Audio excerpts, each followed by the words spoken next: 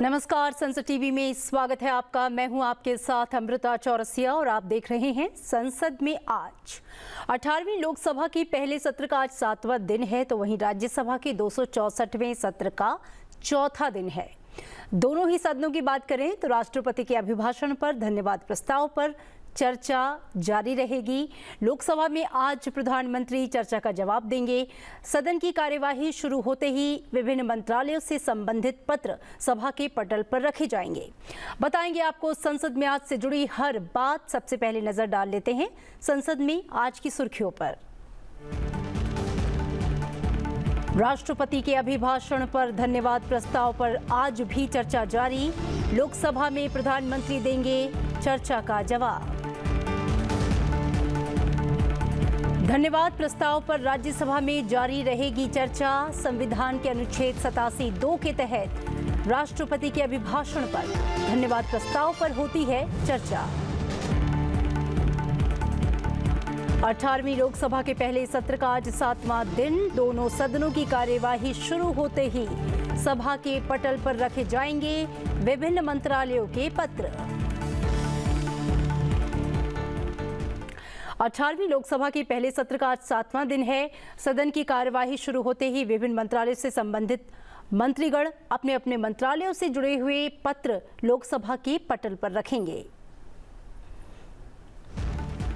इसके बाद महासचिव लोकसभा की प्रक्रिया और कार्य संचालन नियम के तहत अध्यक्ष द्वारा जारी निर्देश 1 के नए खंड 3 की एक प्रति हिंदी और अंग्रेजी की सभा पटल पर रखी जाएगी।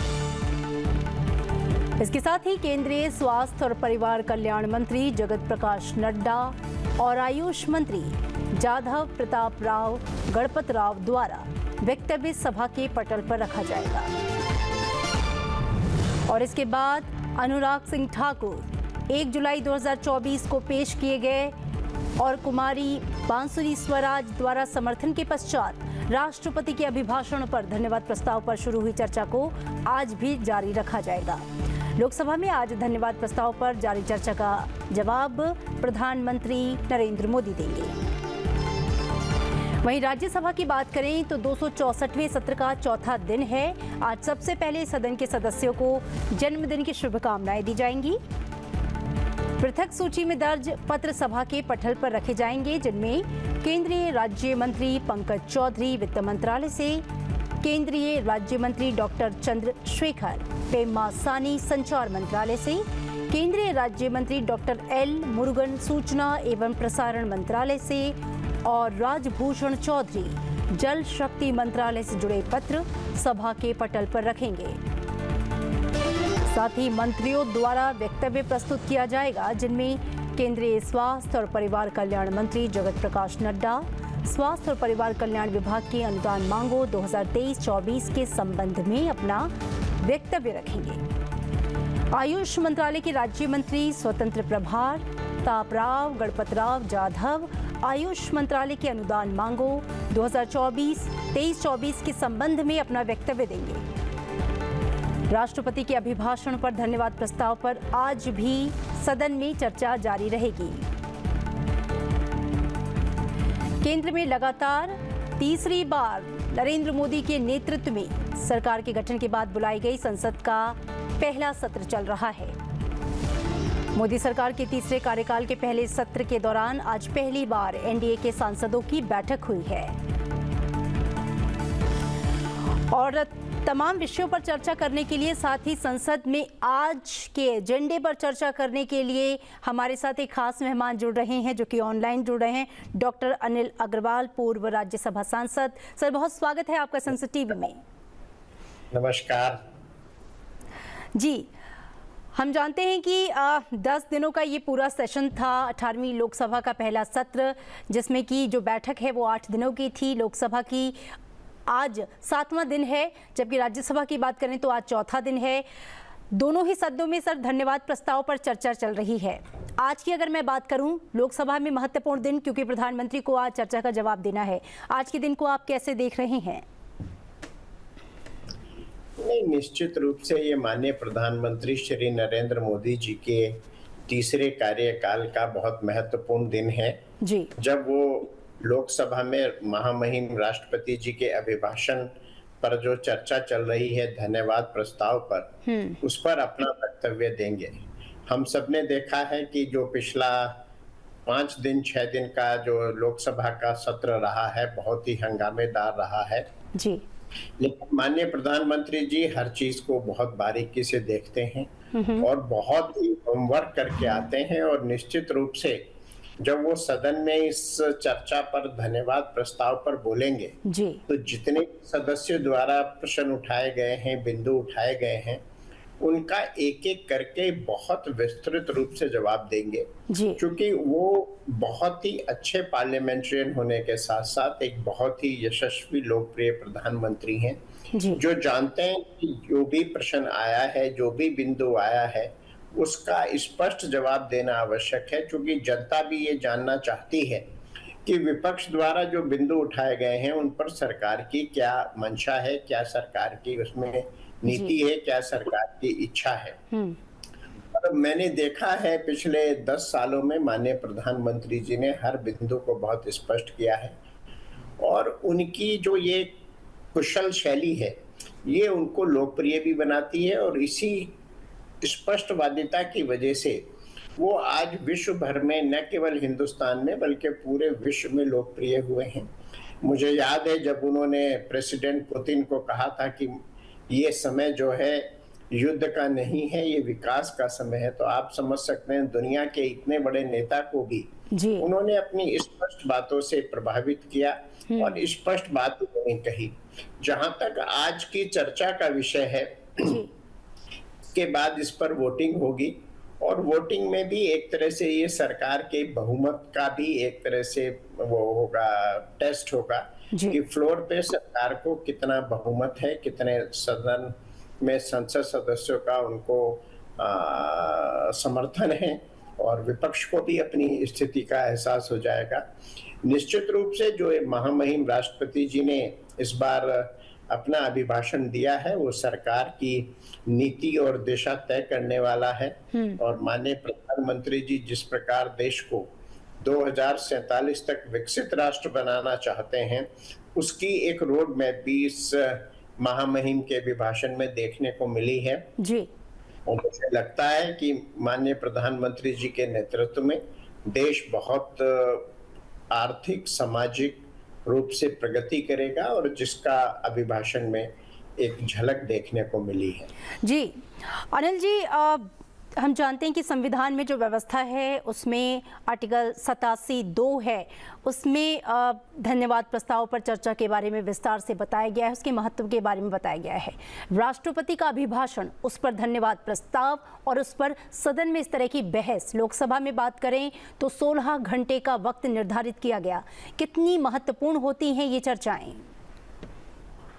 निश्चित रूप से इन चर्चाओं का लोकतंत्र में बहुत महत्वपूर्ण है और लोकतंत्र में कोई भी जो समाधान है, कोई भी आपकी मंशा है, वो चर्चा के माध्यम से ही परिलक्षित होती है।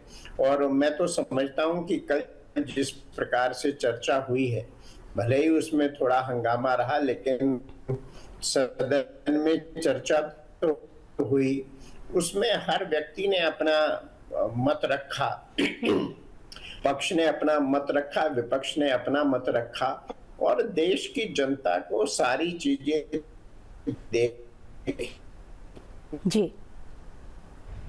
को और सुनने को मिली। जी जी जी। किसी कारणवश या किसी तकनीकी वजह से आपकी आवाज, जी बताइए। चीजें ऐसी हैं जो सरकार अपना प्रश्न उठा रहा है, तो लोकतंत्र में लोकसभा राज्यसभा से चर्चाओं बड़ा कोई सदन नहीं हो सकता जहां पर कि पूरे विस्तृत रूप से चर्चा होती है। देश के दोनों बड़े सदन हैं जहां पूरे देश की जनता की नुमाइंदगी होती है और उनके प्रतिनिधि चुन के जो आते हैं वो अपनी बात, अपने क्षेत्र की बात इन सदनों में रखते हैं जी।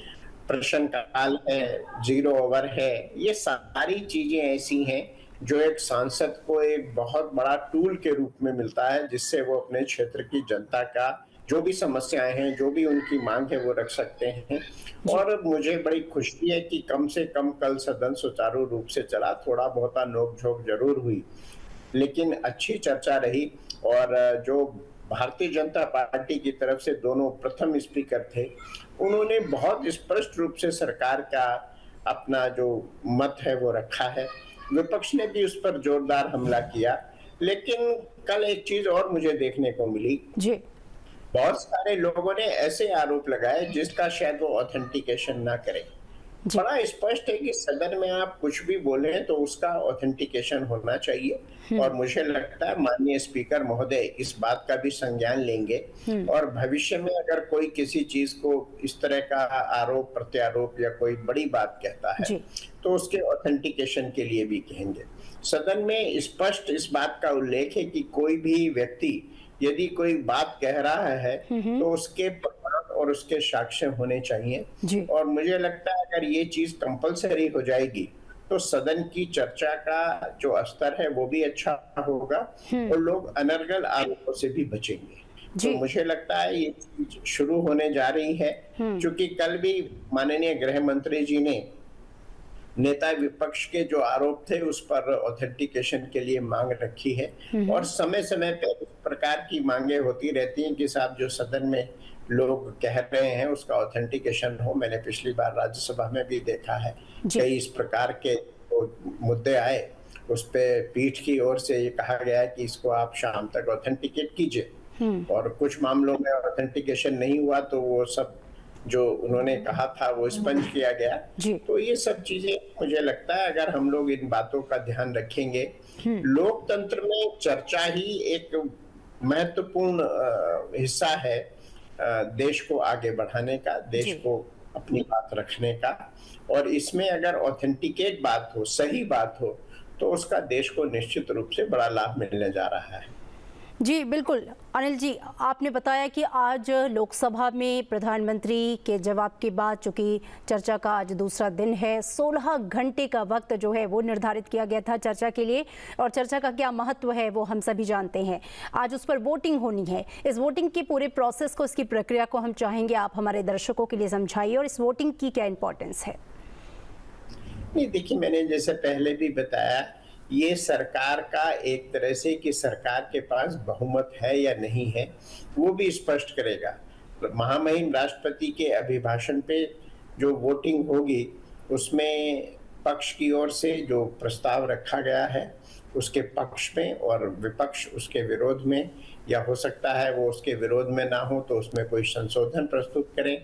लेकिन सरकार की मंशा ये रहेगी कि जो भी प्रस्ताव लाया गया है वो जूका तू स्वीकृत हो, उस पे वोटिंग हो और वोटिंग में सरकार को सदन में अधिक से अधिक और कम से कम स्पष्ट बहुमत जरूर मिले ताकि सरकार की जो वैधता है वो प्रमाणित हो सके। एनडीए में जिस प्रकार से 292 293 सदस्यों का बहुमत है तो सभी सदस्य में वोटिंग में भाग लेंगे और सभी प्रस्ताव के पक्ष में वोट करेंगे। कुछ और भी लोग हैं जो ना एनडीए में हैं ना इंडी में हैं, वो भी महामहिम के जो अभिभाषण है उसमें अपना विचार व्यक्त करते हुए अपने उनकी क्या नीति है वो पक्ष या विपक्ष में वोट कर सकते हैं। लेकिन मुझे ऐसा लगता है बहुत सारे दूसरे दल जैसे वाईएसआर कांग्रेस है वो शायद नीति के आधार पे और मुद्दों के आधार पे इस सदन में महामहिम राष्ट्रपति जी का जो अभिभाषण है उसके धन्यवाद प्रस्ताव पर अपना पक्ष में वोट करेंगे। तो मुझे लगता है सरकार को कहीं कोई दिक्कत नहीं है, लेकिन कितना अधिक सरकार के पक्ष में वोट होता है ये देखने वाली बात होगी और विपक्ष को कितना वोट मिलता है, कितना अंतर रहता है, ये महत्वपूर्ण होगा। जी अनिल जी, आपने कहा कि लोकतंत्र में चर्चाएं बहुत ज़रूरी हैं और दरअसल यही आधार स्तंभ है। अगर हम संसद की बात करें तो चर्चा या कोई भी बहस तभी सफल होती है जब दोनों पक्ष एक दूसरे को सुने और समझें और फिर अपनी बात रखें। जिस तरह की चर्चा हुई कल और आज हम इसमें किस तरह की उम्मीद करें, और जो विपक्ष की रचनात्मक भूमिका है चर्चा को आगे बढ़ाने में या चर्चा को उसके लक्ष्य तक पहुंचाने में कितनी बड़ी हो जाती है, खासकर अगर मैं विपक्ष की बात करूं। नहीं, देखिए, लोकतांत्रिक व्यवस्था में हम सब जानते हैं कि विपक्ष का मजबूत होना हमेशा से कहा जाता है कि आवश्यक है, और इस बार तो विपक्ष की संख्या बड़ी है। जो पिछली 2 लोकसभाएं थी उसके मुकाबले पिछली 2 लोकसभाओं में विधिवत रूप से कोई नेता विपक्ष भी नहीं था। इस बार 99 की संख्या के साथ कांग्रेस विपक्ष का बड़ा अंग है और उनके नेता राहुल गांधी जी नेता विपक्ष हैं, और कल उन्होंने बहुत जोरदार तरह से अपनी बात रखी। यद्यपि उसमें कुछ बातें ऐसी थी जिनकी ऑथेंटिकेशन की आवश्यकता है। कुछ बातें मुझे पर्सनल रूप से ऐसा लगता है कि जो उन्होंने अटैक किए हैं वो एक पूरे समाज पे, एक पूरे धर्म पे किया है, जो नहीं होना चाहिए था जी। इसके लिए दूसरी भाषा हो सकती थी। क्योंकि आप सदन में किसी समुदाय की, किसी धर्म की आलोचना अगर करते हैं तो ये भी उचित नहीं है। आप अपनी बात को रखें, मजबूती से रखें, लेकिन मर्यादाओं का ध्यान रखना आवश्यक है जी। क्योंकि आप अगर अमर्यादित टिप्पणी करेंगे तो उसका रिएक्शन होता है और लोगों में उससे बहुत कई बार ऐसी परिस्थिति उत्पन्न हो जाती है जो कि देश के लिए, समाज के लिए ठीक नहीं है। मैं माननीय स्पीकर महोदय से भी आपके माध्यम से ये कहना चाहूंगा कि इस प्रकार की जो भाषा है उसको अलाउ ना किया जाए, उस पे तुरंत जो है उस पे टिप्पणी करके रोका जाए और सदन की कार्रवाई से भी इसको बाहर निकाला जाए। लेकिन मैं पुनः कहता हूं कि अगर विपक्ष अच्छी तैयारी के साथ आए तो सत्ता पक्ष उसको भी अपनी बात मजबूती से रखनी पड़ेगी, ऑथेंटिकेट तरीके से रखनी पड़ेगी और उससे देश का भला होगा, लोकतंत्र मजबूत होगा। बिल्कुल अनिल जी, कल हमने देखा कि किस तरीके से जो लोकसभा की कार्यवाही है वो देर रात तक चली, 12 बजे तक चली। इससे पहले भी हमने पिछले सत्रों में देखा है जब कार्यवाही को रात 12 बजे तक चलाया गया, और अध्यक्ष महोदय को ये श्रेय जाता है कि कई बार अगर काम पूरा नहीं हुआ है तो समय की सीमा को ना देखते हुए जो वक्त है उससे काफ़ी आगे तक, यानी कि रात के 12 बजे तक भी बढ़ाया जाता है। इस परिपाटी पर आप क्या कहना चाहेंगे? नहीं, देखिए, मैं माननीय श्री ओम बिरला साहब जो इस समय स्पीकर हैं लोकसभा के, उनको बधाई देना चाहता हूं कि उन्होंने इस प्रकार की परंपरा अपने पिछले कार्यकाल में भी शुरू करी। पहले क्या होता था बहुधा कि अगर सदन में हंगामा हुआ, चर्चा नहीं हो पाई, तो भी 6 बजे के बाद जनरली नहीं होता था, सदन की कार्रवाई नहीं चलती थी। लेकिन ये तय किया गया है कि जिस प्रकार से सदन में बाधाएं आ रही हैं, लोगों का पैसा लग रहा है, बहुत hard earn money tax payer का है जिससे सदन की कार्रवाई चलती है, करोड़ों रुपए लगते हैं, तो जो भी हंगामा हो उतना हम लोग उसको कंपनसेट करें। और मुझे आपको ये शेयर करते हुए खुशी है कि सब कुछ हंगामे के बावजूद भी सदन की जो कार्रवाई है, सदन का जो एफिशिएंसी है वो 90-95% से ऊपर रही है। बिल्कुल सर, आपको थोड़ी देर के रोकना चाहेंगे। अनिल जी आपके पास दोबारा लौटेंगे, आपकी बात को सुनेंगे, लेकिन इससे पहले हम बता दें जो लेटेस्ट अपडेट आया है, केंद्र में लगातार तीसरी बार नरेंद्र मोदी के नेतृत्व में सरकार के गठन के बाद बुलाई गई एनडीए की जो पहली बैठक है वो चल रही है। मोदी सरकार के तीसरे कार्यकाल के पहले सत्र के दौरान पहली बैठक एनडीए की, और इस दौरान संसदीय कार्य मंत्री किरेन रिजिजू का बयान आया है, आइए सुन लेते हैं। सदन में देश सेवा के लिए आए हैं, बाकी कोई भी पार्टी का हो, किसी भी दल का हो, लेकिन देश सेवा ये प्रथम हमारा दायित्व है और हर एक एनडीए का एमपी को देश को सबसे ऊपर रख करके काम करना है, ये आदरणीय प्रधानमंत्री जी ने आग्रह किया है। दूसरे जो हमारे एमपीज का जो आचरण है, हमारा बिहेवियर, हमारा कंडक्ट, उसके बारे में प्रधानमंत्री जी ने बहुत अच्छी तरह से हमको मार्गदर्शन दिया। प्रधानमंत्री जी का कहना है कि हर एक एमपी अपने अपने क्षेत्र का विषय को बहुत ही प्रभावी ढंग से सदन में रखना चाहिए और रूल के मुताबिक, नियम के मुताबिक देश का और भी कोई बड़ा विषय हो जिसमें रुचि है, सांसद होने के नाते अपने अपने रुचि होते हैं, उसमें एक्सपर्टाइज डेवलप करना है। कोई एमपी पानी के विषय में, कोई एमपी पर्यावरण के विषय में, कोई एमपी सामाजिक क्षेत्र में, अलग अलग रुचि होता है। तो उसमें एक्सपर्टाइज डेवलप करने के लिए प्रधानमंत्री जी ने आग्रह किया है और सारे एनडीए के सांसदों को आदरणीय प्रधानमंत्री जी का आग्रह है कि हम सदन का नियम, पार्लियामेंट्री डेमोक्रेसी का जो सिस्टम है और एक अच्छा सांसद बनने के लिए जो आचरण की आवश्यकता है वो पूर्ण रूप से अपनाएं और हम नियम के साथ और पार्लियामेंट्री जो कन्वेंशन है, ट्रेडिशन है, उसी के साथ पेश आना चाहिए। तो ये प्रधानमंत्री जी का जो मार्गदर्शन रही है, मैं मानता हूँ कि हर एक एमपी को, खास करके जो पहले बार चुन के आए हैं, ऐसे सांसदों के लिए बहुत अच्छा मंत्र दिया है और प्रधानमंत्री जी के बात को सुन करके एक अच्छा प्रभावी सांसद बनने में पूरा आगे मौका मिलेगा और इसी मंत्र के साथ हम सब चलेंगे, ये हमने तय किया है। और एनडीए का कोऑर्डिनेशन, फ्लोर कोऑर्डिनेशन, एकजुट में काम करने का बहुत अच्छा स्वरूप आज देखने को मिला है और मैं आदरणीय प्रधानमंत्री जी को धन्यवाद देता हूं कि हमारे पहले एनडीए पार्लियामेंट्री पार्टी मीटिंग में आ करके हम सबको मार्गदर्शन दिया और सारे एनडीए के साथियों को मैं धन्यवाद देना चाहता हूं। सब ने 100% नेता सहित सारे सदस्य ने आज के पहली एनडीए पार्लियामेंट्री पार्टी बैठक में सम्मिलित किया। तो एनडीए की बैठक में प्रधानमंत्री के संदेश को संसदीय कार्य मंत्री किरेन रिजिजू बता रहे थे। डॉक्टर अनिल अग्रवाल हमारे साथ जुड़े थे चर्चा में हिस्सा लेने के लिए। सर, बहुत स्वागत और धन्यवाद आपका कि आपने बातचीत की, क्योंकि कुछ ही देर बाद संसद टीवी पर आप देखेंगे संसद की कार्यवाही का सीधा प्रसारण। फिलहाल मुझे दीजिए इजाजत, नमस्कार।